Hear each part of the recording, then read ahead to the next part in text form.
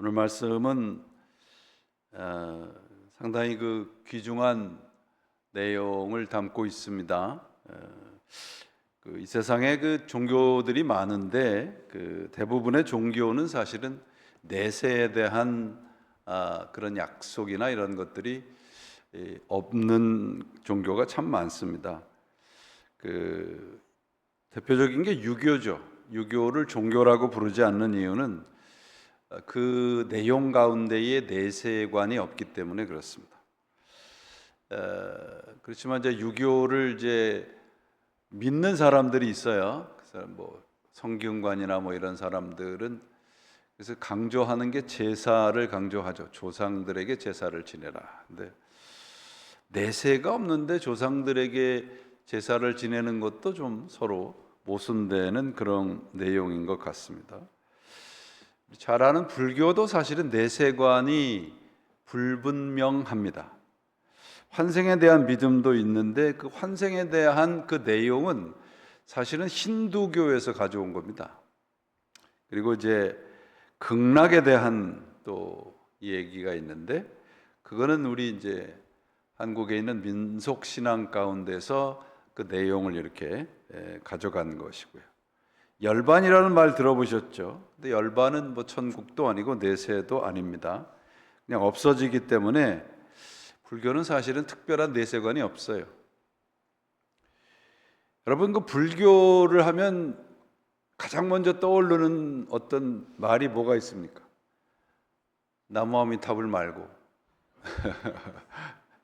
불교에 보시면 두 가지 불교를 이렇게 지탱하는 두 가지 기둥과 같은 신학 내용이 있는데 그 하나는 무아 사상입니다. 우리가 내가 없다는 사상이고 다른 하나는 윤회 사상입니다. 잘 아시듯이. 근데 무아 사상은 나라는 존재는 원래 없는데 있는 것처럼 착각한다는 거예요. 그래서 내가 없는데 있는 것처럼 착각하기 때문에 세상의 모든 고뇌와 고통이 생긴다고 가르치는 겁니다. 그래서 내가 아무것도 아닌 무라는 것을 깨닫게 되는 순간 고뇌와 고통에서 극복할 수 있다. 그렇게 불교에서 가르칩니다. 두 번째는 윤회 사상인데 마치 수레바퀴가 돌아가듯이 계속 우리 인간의 생과 사도 끊임없이 돌아간다는 겁니다. 그래서 사람으로 잘 살면 사람으로 다시 태어나지만 그게 제일 어려운 거고 짐승으로도 태어나고 곤충으로도 태어나고 그런다 그러지 않습니까? 근데 이 무아 사상하고요 윤회 사상하고는 서로 암묵적으로 약속을 한 게 있습니다. 서로 다른 교파의, 우리말로 하면 다른 교파의 사상에 대해서는 건드리지 않는다. 왜 그런가요? 여러분, 무아 사상이라고 그러잖아요. 아무것도 없어요. 아무것도 없는데 뭐를 윤회를 해요? 그렇잖아요. 서로 이게 지금 상충된단 말이에요, 가르침이. 아무것도 없어요. 무아예요. 없는데 있는 것처럼 착각하지 말라고 가르쳐요. 근데 아무것도 없는데 뭐가 이렇게 계속 수레바퀴 돌듯이 짐승으로도 태어나고 이래요. 그 말이 앞뒤가 안 맞잖아요. 그래서 이 두 불교의 큰 기둥되는 불교의 종파들은 서로 상대방의 가르침에 대해서 언급하지 않습니다. 중요한 거 서로 건드리지 말자 그런 얘기죠. 여러분, 우리가 기독교는 이런 것과는 좀 다르잖아요. 무속적인 신앙들도 보면 천당을 얘기를 하고 그러잖아요. 근데 내세관이 사실은 없습니다. 그래서 무당들이 대부분 하는 얘기가 죽었는데 한이 많아가지고 어디 이렇게 떠돌아다닌다 그러잖아요. 그래서 구술해야 된다 그러잖아요. 근데 저는 한국의 이렇게 교회나 어떤 종교에 대해서 상당히 좀 심각하게 생각을 하는 편입니다. 현재에 보니까 무슨 TV나 이런데 무슨 사주도 봐주고 점도 봐주고 무당들만 나와서 하는 무슨 프로그램도 있고 그렇다고 그래요. 근데 그 젊은 사람들이 이 내세관이 확실하지 않으니까, 이제 우리 부활 사상에 대한 믿음이 없으니까요, 현세에 집착을 하게 되잖아요. 그러니까 그 제가 이 한국에서 있을 때 그 고향과 같은 곳이 상도동인데, 상도동에서 가까운 데가 관악산이라는 데가 있습니다. 서울대 나오신 분들은 잘 아시겠죠. 지금 관악산에 사람들이 어마어마하게 몰린대요, 젊은 사람들이. 왜 그런가 했더니 거기 가면 길을 받는다고 또 어떤 사람이 TV에 나와서 얘기를 했대. 그 관악산만 그러는 게 아니라 무슨 산이라는데 잊어버리는데, 거기 가면 이제 결혼할 수 있다, 뭐 그래가지고 또 그 산에 또 젊은 사람들이 이렇게 모인답니다. 우리가 이 무속에 대한 어떤 그것을 무시하는 것이 아니고요, 너무 현세 중심적인 생각을 하게 되면 결국은 그 현세에서 벌어지는 일 때문에 내 삶이 좌지우지가 돼 버려요. 그래서 늘 불안하게 살아가는 겁니다, 여러분. 유대교도 마찬가지고 이슬람도 마찬가지입니다. 세계관이, 내세관이 그렇게 확실하지 않아요. 뭐 이슬람 같은 경우에는 뭐 테러리스트들이 이렇게 뭐 젊은 사람들이 목숨을 내놓으면 이제 죽은 다음에 뭐 이쁜 천사들이 뭐 7명이 자기를 이렇게 대접한다고 그렇게 믿는다잖아요. 그러니까 이슬람은 천당이 어딘지는 모르는데, 있는지도 모르는데 알라 신에게 충성을 다하면 갈 수 있는 곳이 있다고 믿는다 그래요. 근데 이 모든 종교가 우리 기독교와의 갈라지는 지점이 부활이잖아요. 예수님은 기독교라고 하는 종교의 창시자가 아닙니다. 예수님은 하나님의 아들이세요. 다른 데는 다 종교의 창시자를 믿는 거잖아요. 우리는 기독교의 창시자로서 예수를 믿는 것이 아니고 하나님의 아들로서 우리의 구원자 되시는 분을 믿는 겁니다. 그런 점에서 달라요, 여러분. 그러니까 그분이 부활하심으로 인해서 우리도 그분이 이미 이루어 놓은 부활이라고 하는 그 자리를 갈 수 있다고 믿는 겁니다. 어느 누구도, 종교를 만든 어느 누구도 부활을 경험한 사람이 없잖아요. 부활을 한 사람. 그리고 어느 누구도 이 땅의 종교의 창시자들은 사람에게서 태어났단 말이에요. 그러나 예수님은 우리 인간 세상 밖에서 오신 분이라고요. 그래서 기독교를 이렇게 잘 모르는 분들한테 설명을 할 기회가 있으시면, 예수와 다른 종교와 어떻게 다르냐, 예수교와, 그러면 우리가 이렇게 풀장에서 다 빠져서 지금 다 죽어가고 있는데, 풀장 안에서 죽어가고 있는 사람을 풀장 안에 있는 사람이 건져낼 수 있겠냐, 바깥에 있는 사람이 건져낼 수 있느냐. 그러면 확실해지잖아요, 여러분. 그런 것이 기독교가 가지고 있는 이제 가르침이란 말이죠. 그래서 예수님께서도 마지막 날에 우리가 무릇 살아서 믿는 자는 영원히 죽지 않고 마지막 날에 내가 너희를 일으키리라 그러셨잖아요. 그런 약속을 하신 겁니다.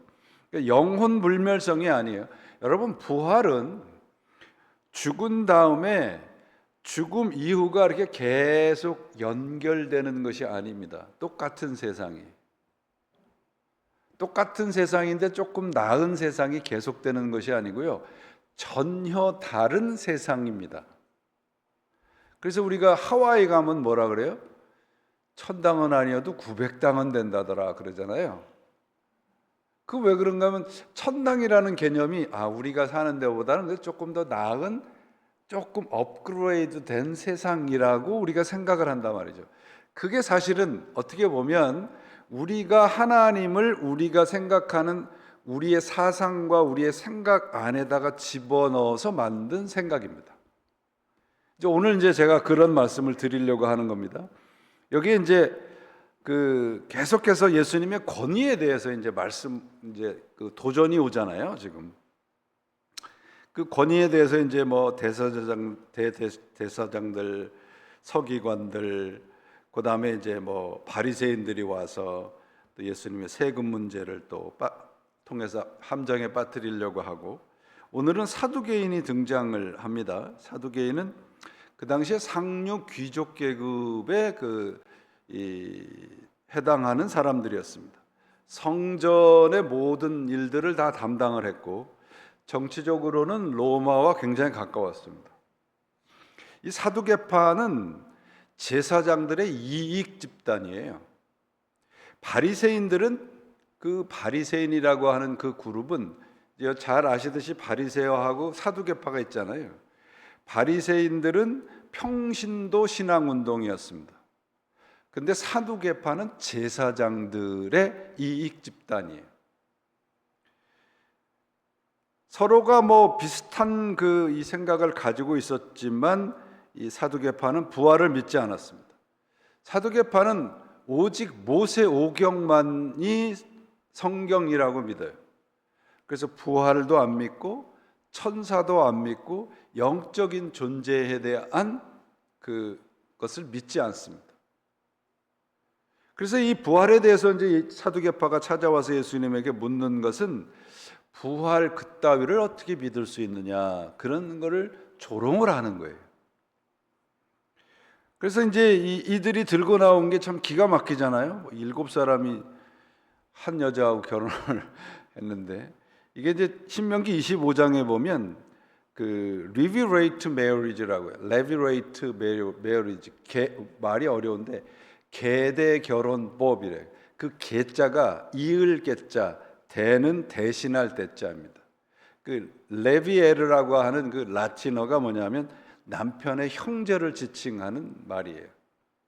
그래서 이 계대 그 결혼법에는 남편이 아들이 없이 사망을 했을 때는 이제 그 남편의 형제들이 그 남편의 그 형제의 미망인과 결혼을 하고 아들을 낳고 또 그 아들을 또 낳지 못하면 또 그 다음에 또 참 기가 막힌 거죠. 7 형제가 차례로 결혼을 했는데 참 불행하게도 다 죽었는데 또 상속자가 없었어요. 그러니까 이제 예수님께 묻는 겁니다. 부활할 때는 그러면 이 여자는 누구의 아내에 있겠습니까? 누구의 아내가 됐으면 좋겠어요, 여러분? 7명 중에 첫 번째가 됐으면 좋겠습니까? 마지막이 됐으면 좋겠습니까? 뭐 우리는 그런 것에 대해서 뭐 별로 생각을 안 하는데, 그러니까 예수님께서 뭐라고 말하면 너희가 성경도 하나님의 능력도 알지 못함으로 오해하였도다. 14절에 그렇게 말씀을 하죠. 그러니까 하나님에 대한 무지를 말씀을 하고 있습니다. 하나님에 대해서. 하나님도 내가 이해할 수 있는 수준에서만 일을 해요. 그러니까 신앙도 우리가 자꾸 우리의 경험이나 상식 안에서 신앙을 가지고 있습니다.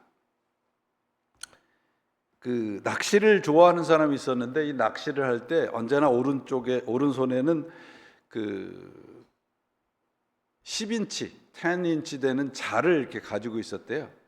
그래서 그 물고기를 잡으면 그 10인치 된 그 자로 이렇게 재서 크면 버리고 작으면 가져간대요. 거꾸로잖아요, 여러분. 작으면 버리고 크면 가져가야 되는데. 그 옆에 사람이 물어봤어요. 아니, 고기를 잡을 때마다 왜 그렇게 큰 건 버리고 그 자보다 작은 것만 가져갑니까? 그랬더니 이 사람이 뭐라고 얘기했냐면 우리 집 후라이팬이 10인치라서 크면 튀겨서 먹을 수가 없다. 이게 굉장히 중요한 의미를 담고 있어요, 여러분. 이 낚시를 하는 사람은 10인치 인생을 살고 있는 거예요. 10인치 인생. 인생의 가장 큰 문제는 우리는 자꾸 하나님을 내 크기로 축소시키는 거예요.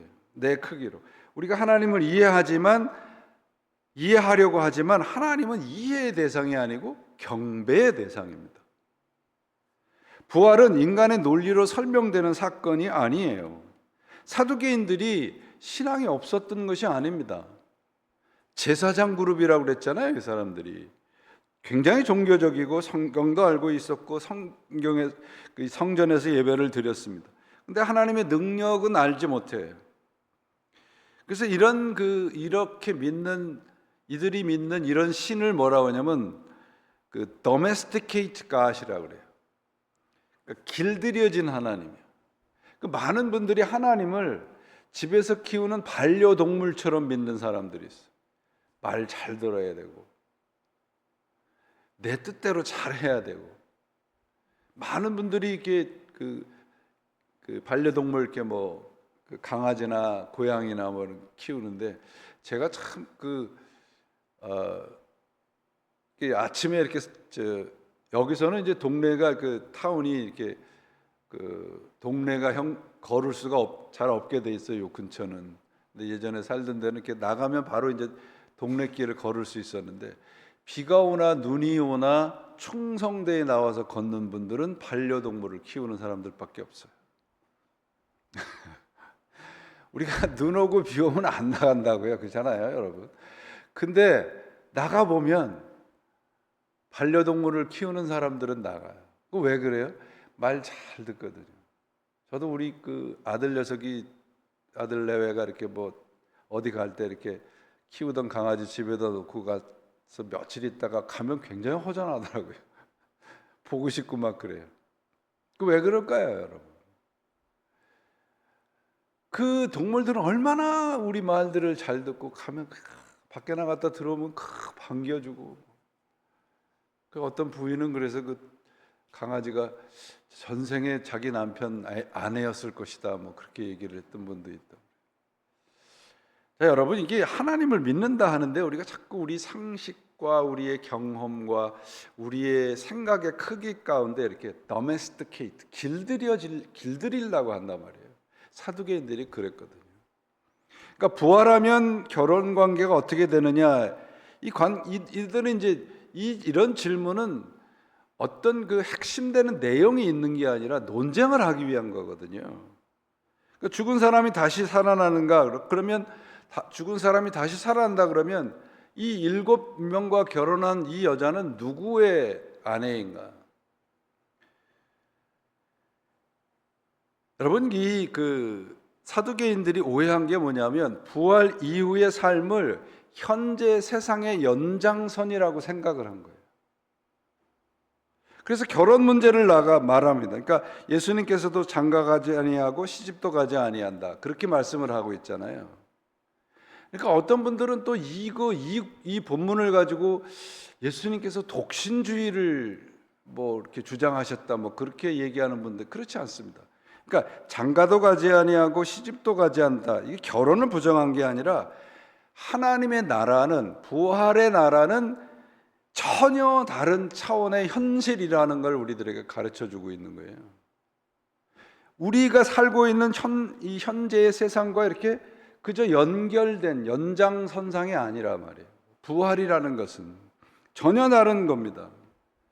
그래서 부활에 대한 이 책을 읽다가 아주 제가 이렇게 탁 가슴에 이해가 확 되는 비유를 본 적이 있는데, C.S. 루이스의 책에서 이렇게 뭐라고 얘기를 하냐면, 우리가 천국을 왜 이해를 못하는데, 어느 정도로 이해를 못하냐면, 우리가 어린애가 결혼식에 가면 그 기쁨을 어린애는 결혼식에서 먹는 음식에서 기쁨을 누리려고 한다. 그러니까 결혼식에 가서 나 초콜릿 안 줘요, 이렇게 얘기를 한다는 거예요. 그게 우리가 이해하고 있는 하나님의 나라에 대한 이해라는 거죠. 그러니까 여러분, 우리가 이 하나님의 나라, 천국을 세상의 언어로만 이해를 하려고 하죠. 이거는 어쩔 수가 없습니다. 그래서 우리가 하나님의 말씀을 읽고 이해를 하고 더 훈련을 하고 묵상을 해야 되는 거예요. 천국을 생각할 때 하와이 같이 좀 더 나은 환경, 더 건강하고 더 좋은 어떤 그런 삶의 환경, 이 정도로만 생각을 한단 말이죠. 그러니까 예수님께서 사두개인들에게 뭐라고 얘기해요? 하나님이 준비하신 미래를 상상치 못하는 자들이라는 말씀을 합니다. 부활은 여러분, 우리 현재 삶의 그냥 단순한 업그레이드가 아니에요. 전혀 새로운 창조입니다. 그래서 오늘 본문의 출애굽기 3장을 인용을 하시죠. 아브라함의 하나님이요, 이삭의 하나님이요, 야곱의 하나님이라. 그런데 나는 아브라함의 하나님이었다라는 과거로 말하는 게 아니라 현재형으로 되어 있습니다. 모세가 하나님을 만났을 때 하나님을 이름을 묻잖아요. 그러니까 하나님의 이름을 뭐라고 대답하세요? 나는 스스로 있는 자다, 이렇게 말씀을 하죠. 그게 I am that I am이에요. 현재형으로 되어 있어요. 그런데 그 히브리 그 말에 I am that I am, I am who I am 이렇게 영어로 번역을 해놨는데, 그 히브리 말, 그 단어, 그 문장의 히브리 말은 I will be what I will be예요. I will be what I will be. 그런 말은 무슨 말이냐면, 하나님은 과거나 현재나 미래에 고정돼서 거기에 이렇게 고정되어 있는 분이 아니라는 거예요. 하나님은 영원한 현재의 하나님이십니다. 그러니까 우리가 부활이라는 것은 바로 그 영원한 현재의 나라인 거예요. 그래서 죽음도 없는 것이고 슬픔도 없는 거예요. 그런데 거기 부활에 가면 영원한 나라이기 때문에 매일매일이 우리는 현재를 살아가는 나라가 부활의 나라인 겁니다. 가보지를 않아서 뭐 얼마나 더 좋은지는 모르겠습니다만 매일매일이 현재의 삶을 살 수 있는 나라잖아요. 그래서 어느 예전에 본 기억이 나는데, 어디에서 천국에 가면 이 세상에서 경험할 수 없는 제일 좋은 골프장이 있는데 예약을 해야 됩니다, 그렇게 이제 광고가 났대요. 예약이 많이 들어왔을까요? 하나도 예약을 안 했을까요? 예약하는 사람이 하나도 없었대요. 왜냐면 천당에 가야 되니까. 개똥밭에 굴러도 이승이 좋다는 말이 있다고 하는데, 여러분, 하나님을 우리가 어떤 고정된 개념이나 부활이라고 하는 것도 우리의 생각의 개념으로 이해를 하면 우리는 너무 제한된 신앙의 세계에서 살아갈 수밖에 없습니다.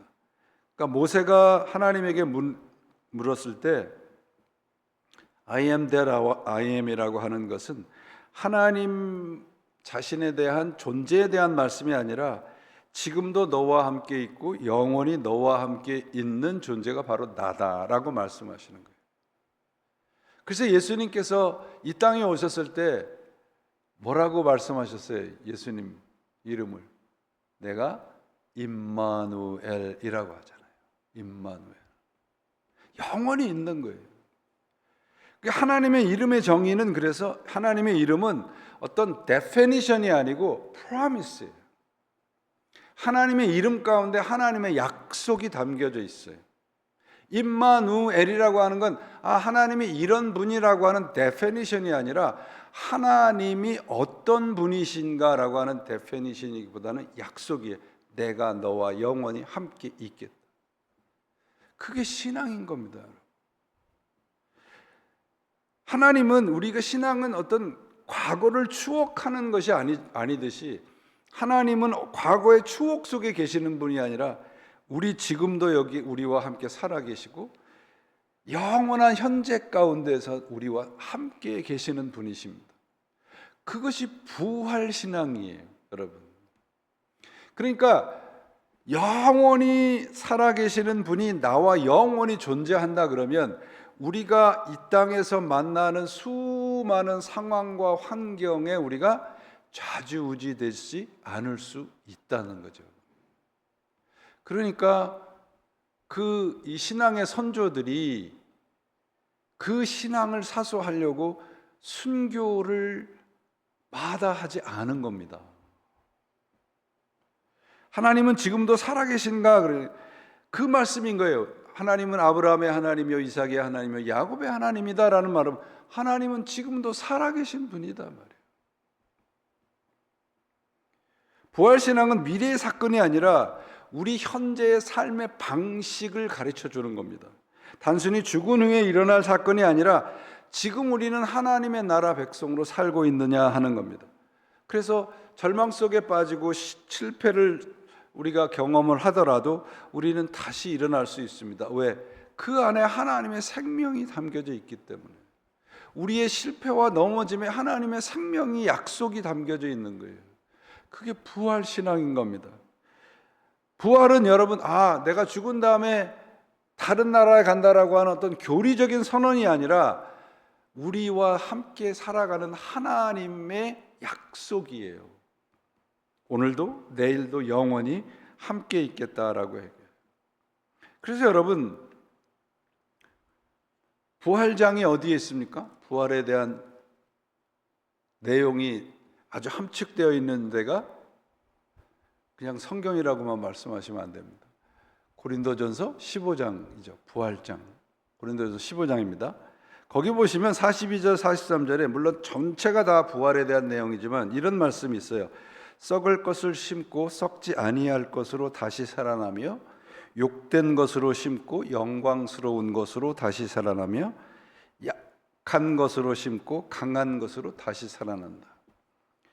이 말씀에 부활에 대한 말씀이 우리들에게 주시는 귀중한 메시지가 담겨져 있어요. 성도의 죽음은 여기에 뭐라고 되어 있습니까? 썩을 것을 묻는다 하지 않고 심는다라고 되어 있습니다. 영어에 보면 이렇게 씨를 뿌린다라고 하는 표현인데 planted예요.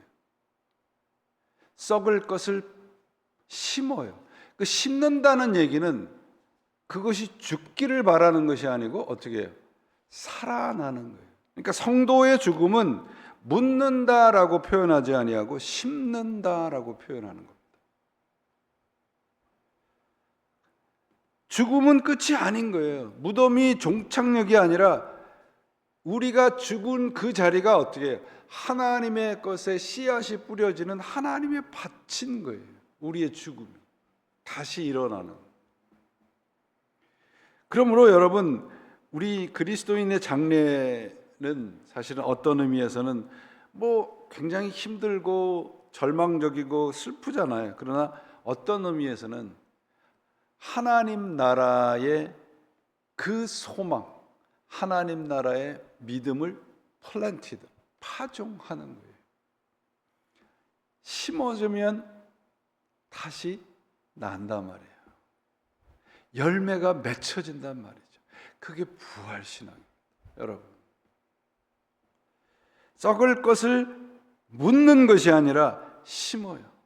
약한 것을 묻는 것이 아니고 심습니다. 그리고 다시 거두게 됩니다. 그게 부활이에요, 여러분. 사두개인들과 같은 신앙으로 살아가는 분들 참 많아요. 부활이 어디 있어? 라고 생각하는 사람들도 있지만 있으면 좋고 없어도 할 수 없고 그렇게 생각하는 분들도 계시지만 내 이해의 한계 속에서만 하나님의 부활을 이해를 하는 그런 신앙에서 한 걸음 더 나가는 겁니다. 부활의 징조들이 우리 자연 속에 얼마나 많아요, 여러분. 어떻게 그 알 속에서 생명이 태어나요? 어떻게 애벌레가 나비가 돼요? 그게 부활을 우리들에게 보여주는 증거가 되지 않습니까? 여러분, 우리의 신앙이 우리 모두가 이제 다 연세들도 많으시니까 그런 생각들 많이 하시죠.